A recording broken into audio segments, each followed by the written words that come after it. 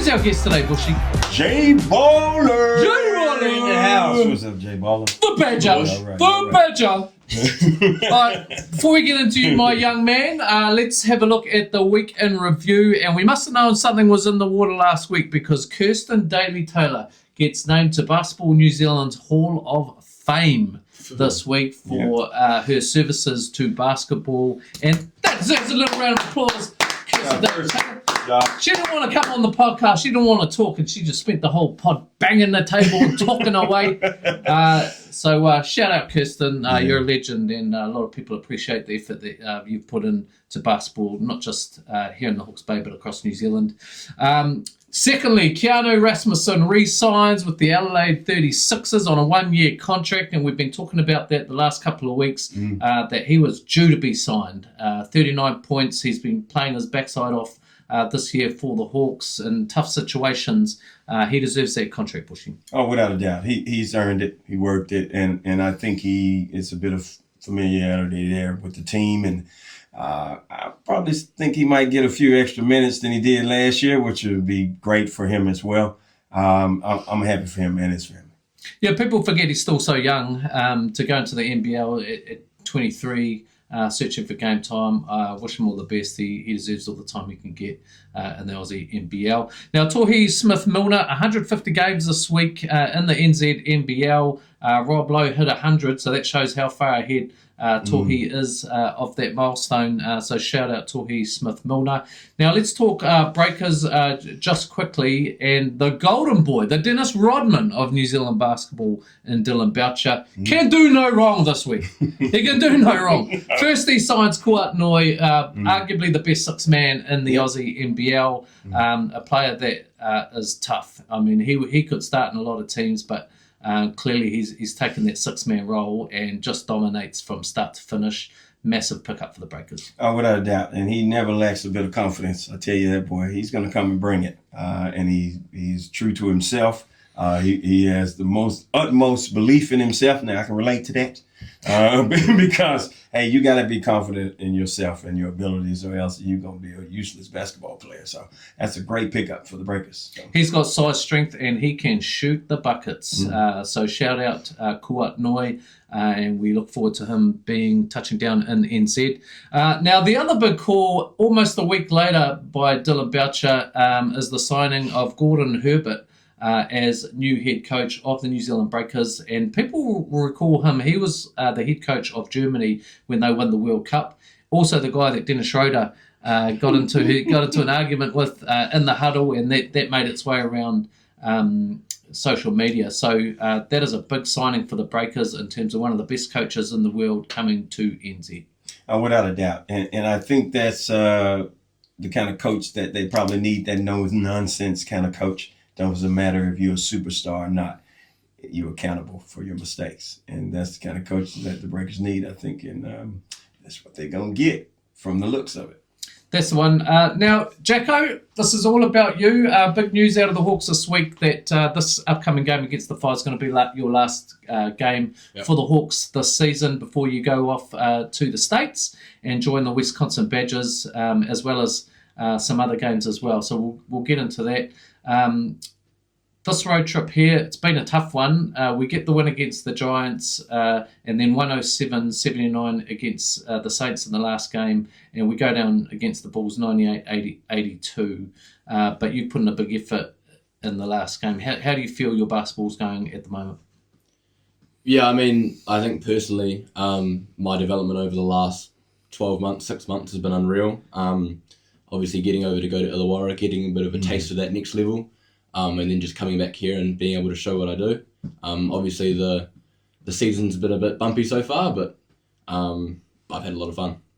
Was your stay at Illawarra, was that the first time you've been away for home for a long period of time? Yeah, that was the first time. I thought I'd get a bit of an overseas experience before heading off to Wisconsin, so I sort of know a little bit what's to come, and being a bit homesick and just getting used to that sort of feeling. Few friendly faces at Illawarra with Greeds there, obviously, Luca there, and Gruggs as assistant coach as well. That would have helped. Yeah, definitely made it your experience. Easier. Yeah. Yep. Now, let's go back a little bit, because All-Star Weekend, we've talked about it earlier on in the year, but not every young kid gets to go to an All-Star Weekend as part of the global program. So talk to us about that experience and I guess how it came about, and then just talk us through the week that you had there. Yeah, I mean, it sort of just came around like any other thing. You get an email, I get to go to LA. I never got one of those. Yeah, I didn't get one of those. Where are my emails? It's like every other thing. Just get to go to LA for All-Star Weekend and just get to show my talent with the other 40 best international prospects in the world. And I mean, the camp was awesome. Like, everyone there, they're hoping to get to the NBA, so lots of, similar goals to what I have. And then the camp was awesome. I got All-Star 10. So that was pretty cool. And then, I mean, obviously the highlight was getting to go to the All-Star game. And I got to go down courtside and I got to go in the tunnel, see how tall Wemby was. He was pretty tall. I worked on him. Good player. Yeah. Did they run it like a combine, or are you playing games? Or? Yeah, it was like a combine. So we had a bit of testing at the start. Then we did some drills at the start of each day. Then we got to play games at the end. Nice. Do you have a feeling about yourself that you've got something special? Because I watched this clip from that you were talking about your time in the Tall Blacks last year in an interview, and you were kind of just saying, look, I like playing basketball with my mates, and that's kind of what it is. But do you realise there's something special about you? Like, you're probably one of the hottest properties coming out of New Zealand basketball at the moment, and you've done it in a way that is truly authentic. You've stayed in the Bay, you've come through all the age groups here, and you've still got noticed. Yeah, 100%. Like, I truly believe that I will go to the NBA, and that's my goal. But I mean, ultimately, it comes down to I love the game of basketball, and I love playing it, and I have fun playing it, and that's, I think, why I've gone so far. Is I don't see working hard as a task. I want to go hoop, and that's why I've gotten so far, I feel. And one thing that has sort of struck me is, even through that journey, you're still doing your schooling. You're still fitting in school around your basketball. I struggle to fit school around school, so I don't know how you're figuring out how to do that. Yeah, no, I think I got in pretty lucky. School comes just a little bit easier to me, so I could put a bit more focus into basketball, and school was a bit on the back burner. I can still do pretty well, so I think I got pretty lucky in that sense. How important has Napier Boys been in terms of your basketball and your development? Oh, it was really, really important. Like, Coach Aiden and Coach Kirst, they were my only coaches coming up through school. Like, Aiden was my coach at primary, Miss Taylor coached at intermediate, and then they both coached me at high school. So that, obviously, with the basketball development and having the school and their support and my goals and what I want to do, like, I don't know what my attendance was in my last year, but it wasn't great, and they still let me help strive for my goals. So, very appreciative of them. It's pretty stacked coaching duo there. I mean, you've got Aiden Daly, 18 seasons in the New Zealand NBL, and Kirsten Daly-Taylor, 17 years as Tall Fern, involved with Tall Fern. So it's pretty good base. It definitely is. My thought process behind it is, I just want to know, you're about to head off to Wisconsin. What's the one thing that is you kind of apprehensive about going there, and what's another thing that you are definitely looking forward to? All right.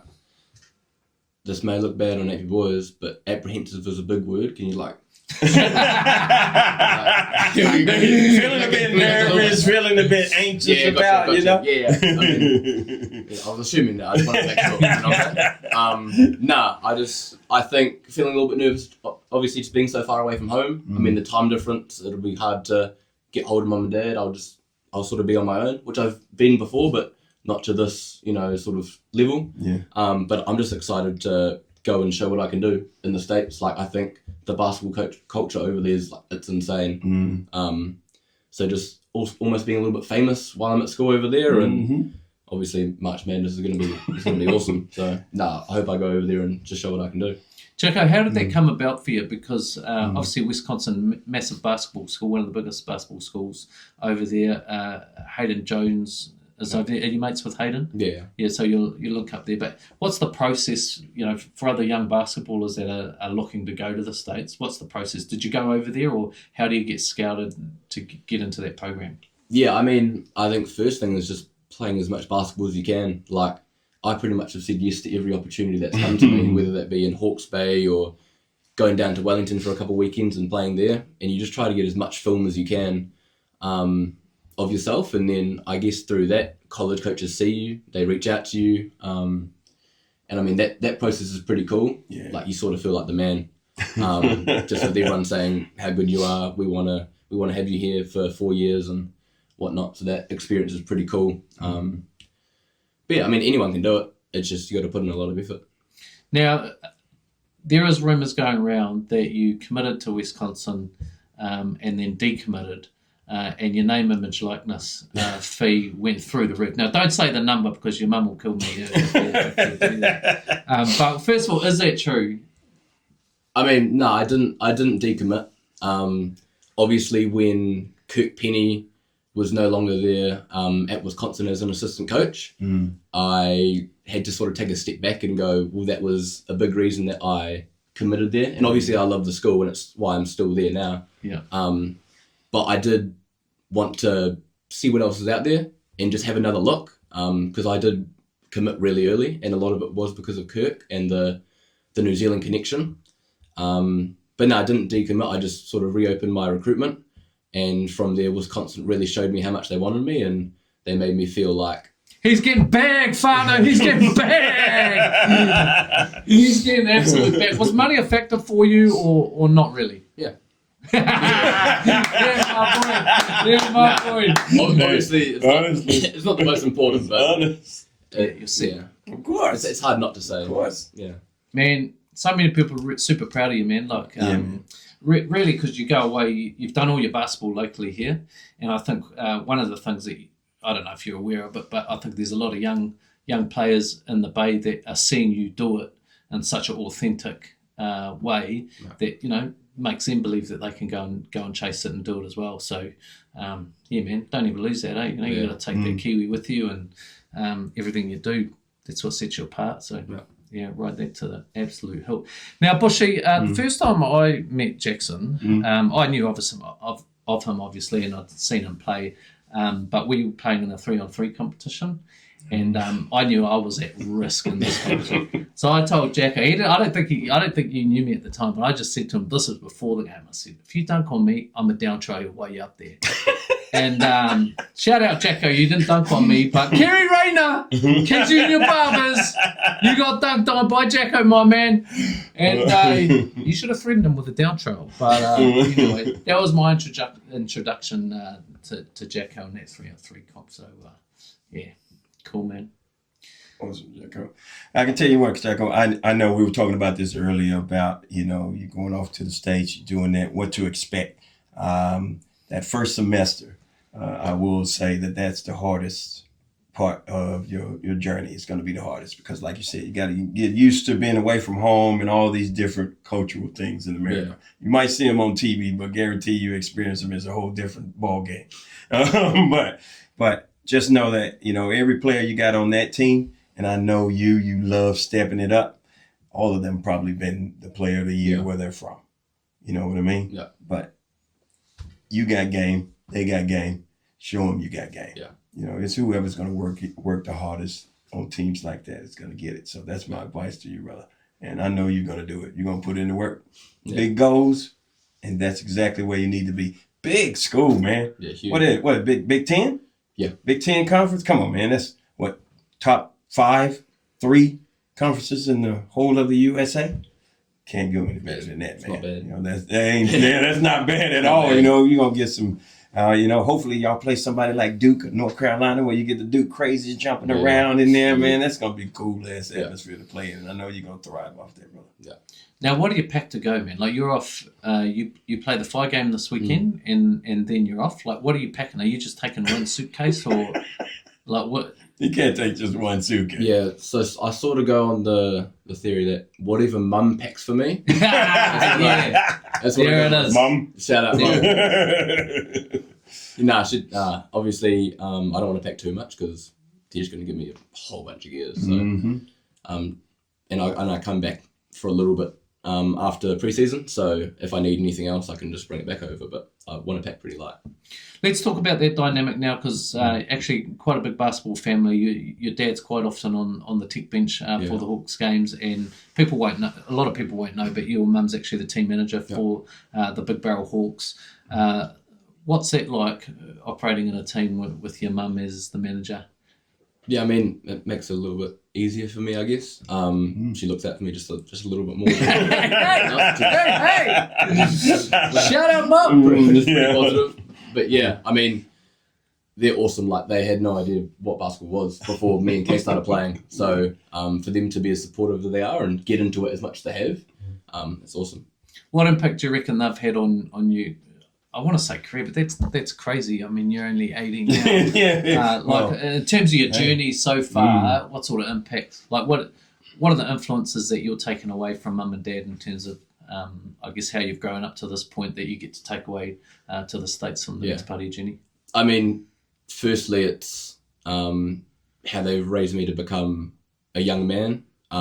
Even before my basketball, I think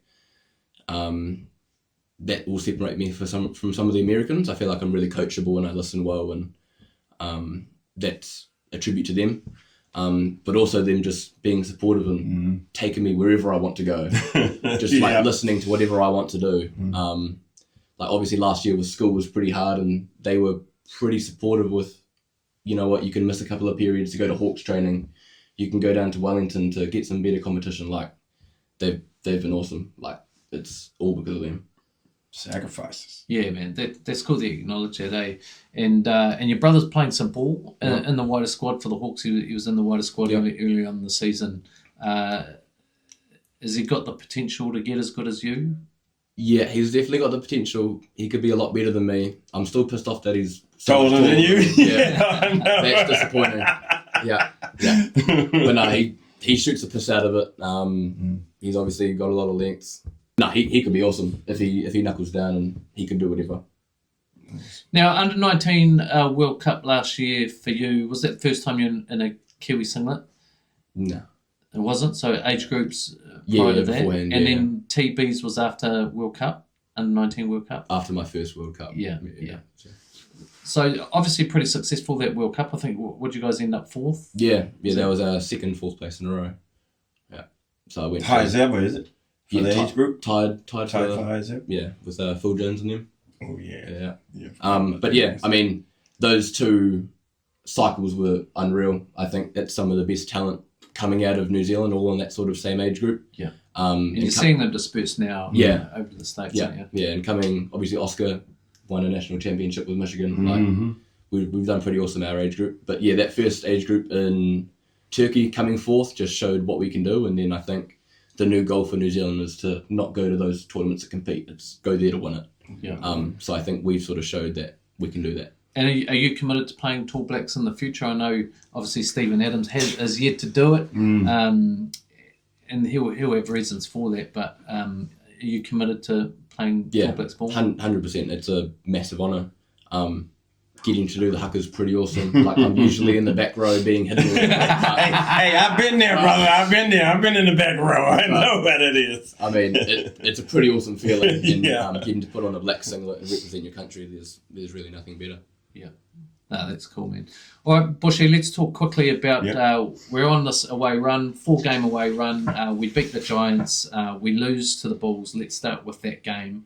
That game hugely affected by the loss of Dan Greeder in that third quarter, at the back end of that third quarter. He sits out for the Saints game. But for me, probably that was the most disappointing loss of the season to this point, ultimately, because I feel like that we just lost our way when Dan wasn't on the floor, stopped fast transition basketball, and we're just not quite structured enough at the moment to play half-court basketball for long periods of time and compete. Well, they ran into and I said it before in the previous podcast, you can't let Boyd get going. He was missing at the beginning of the game, and all of a sudden he caught fire. He ended up, I think, with 33 points, I think it was, shooting it from the car park. You know what I mean? And that's the thing that they probably needed to stop the most right there, that guy. Because he ended up hurting them down the stretch, I thought, more than just our play. I thought he was the one that hurt us the most. And when he caught fire, it was just all over. Yeah, that's right. I guess what's disappointing about that game is nothing happened that we didn't think was going to happen. Like we'd sort of talked about all the things that were going to happen. They all sort of happened, minus losing Dan Greeter, of course. That's huge. It's always a huge thing when you lose DG, damn good Greeter. Yeah. Now the Saints, so they go on to the Saints. Always going to be a tough game, but actually, if you add Dan Greeter's 22 points a game into that and 10 rebounds, it's actually quite a close game. If that was going to be the case, obviously he doesn't play. We struggle on the scoring side, 79-107, and Jacko has a good game. Jacko was going off. I know you got pissed off probably a little bit in that game from the looks of it. To me, you were like, hey, y'all not going to whoop our ass like this. So I think you just started taking over, and that's fair enough. That's the competitiveness in you. Don't ever lose that. No. Don't ever lose that, because it was fun to watch. It was fun to watch. And unfortunately, the score line was the way it was. But Wellington is another beast at home, especially. They're another beast at home. Yeah, massive crowd for a Monday night to get that sort of a crowd in Wellington. Shout out to Wellington Saints for getting that done. Now, we travel on to the Phi away. This is our last run of away games in this stint. Phi in Tauranga. Jacko, what's the scout on this game? Like, what are you guys focused on? General Manager Jared Kenny has said that Greeter will play in this game, so that's massive boost. Massive boost. Let the cat out of the bag. Damn it. He's not playing. It's supposed to be a secret, man. It's not playing. What's the scout, Jacko? What's happening in this game? I think obviously after the tough 2 losses on the road this week, we've been focused a lot on our style of basketball and just doubling down and amping up our intensity and stuff. I think against the Saints, they were just too comfortable. And I think that's been a big focus for us, more so even than the scout for the Phi. But obviously they've got some talent like Tarangi and Tane Murray killed us last time. So locking into especially those two, and Nick Stoddart's a crafty guard, and they've got some other guys like Zander I've played with and Kohopoe. They'll be tough, but it's definitely a winnable game, and I think we should get this game. Yeah, are you surprised, Bushy, that they're not higher on the table than what they are, the Phi, with the stuff that they got on their team? Not the way they're playing at the moment, no. Yeah. But the way they started off against us, where Tane and Ruben Tarangi dropping 30 each. And what happened to the big fella? I don't know what happened to him. Is he injured? Is he no-show? Did they cut him? Has he quit? And I thought he was that X factor for them to loosen up that range for those guards that they have. If we go out there and just don't let Tarangi and Tane just run over us again, literally, they were running us over without getting charges, which they barely call charges in the league, so you should run over a lot of people too. I'll get a little bit. I'm just saying, you should do it too, because they barely don't charge. We can hold them to. We got this. We got this by double digits. Yeah. Well, I'm traveling away for this one, so I'm expecting a win because I don't want to drive home in the dark with an owl. So no pressure to the boys. Now let's go to the Yo Mama question for this week, and this comes from Ezra Eagle's mum. So Jacko, this is where we go to all of the players' mums and ask them to submit a question. So Ezra's mum asks to you, what is the most valuable piece of advice you've received in your career today? Oh, I was thinking about that one. No, I'd probably say it's from shout out Nick Ball, just telling me that never play like someone different, never don't believe that you're the best player in the court. Just go out there and show what you can do. And I think that's going to be really important for me going to Wisconsin, where every one of those Americans thinks they're the man. Every last one. Did you get a taste of that in the All-Star weekend? Oh, 100%. That was some of the most selfish basketball I've ever been involved with. Yeah. On day 2, I just said stuff that I'm going to go get buckets. Yeah. There it is. And that's it. Yeah. Like, none of us playing good basketball. But, no, I mean, just playing the way I play, and I think I do make the right plays, and just being confident that I'm there because I'm the best. That's right. That's how you got to be. Yeah. That's the one, man.